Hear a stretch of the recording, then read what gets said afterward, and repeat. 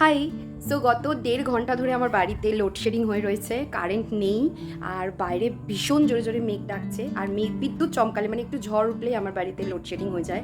আর এখানে আমি একটা এমার্জেন্সি লাইট লাগিয়ে রেখেছি, আর পুরো বাড়িটাই কিন্তু এখন পুরো অন্ধকার।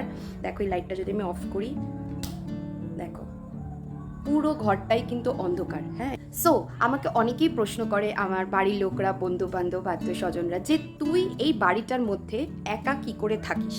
ওয়েল, আমার মনে হয় যে একা থাকাটা শিখে যাওয়া ভালো। মানে মাইন্ডে যদি তুমি সেট করে নাও, it's all in our mind, আমি এটা বিলিভ করি। যদি তুমি মাইন্ডে একবার সেট করে নাও যে একা একটা টাইমের পর সবাইকেই থাকতে হয়, তাই না? যতই তোমার সঙ্গী থাকুক, সাথী থাকুক, স্বামী, স্ত্রী, বাচ্চা কাচ্চা, ঘরের লোক, বাবা মা, যেই থাকুক না কেন, একটা জীবনের সময় আসে যে টাইমে সাথে কেউই থাকে না, কেউ না, নট আ সিঙ্গেল ওয়ান। মানে ভীষণ কঠিন এই প্রসেসটা, খুব একটা ইজি নয়। বাট যদি এই প্রসেসটা আমরা শিখে যাই, এটা আমি বিশ্বাস করি এবং আমি এটা প্র্যাকটিস করছি, একা থাকাটা যদি শিখে যাই, তাহলে বাকি জীবনটা কাটাতে আমাদের সুবিধা হবে। কারণ অনেকেই আছে যারা একা থাকতে পারে না, ভয় লাগে, কাউকে সঙ্গে চাই।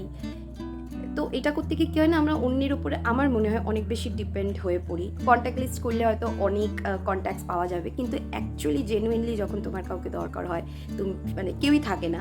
আর সেই টাইমে যদি আমি কারোর কাছ থেকে এক্সপেক্ট করি, যে কোনো মানুষের কাছ থেকে, যাদেরকে তুমি সবসময় নিজের কাছে চাইছো, তারা যদি না থাকে, তখন কিন্তু সারভাইভ করাটা একটু মুশকিল হয়ে যায়। সো সঙ্গে যদি কেউ থাকে তো খুবই ভালো কথা, কেউ যদি না থাকে তাহলেও ভালো কথা।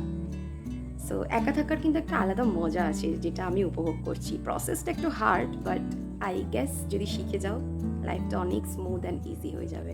তোমাদের কি মনে হয়?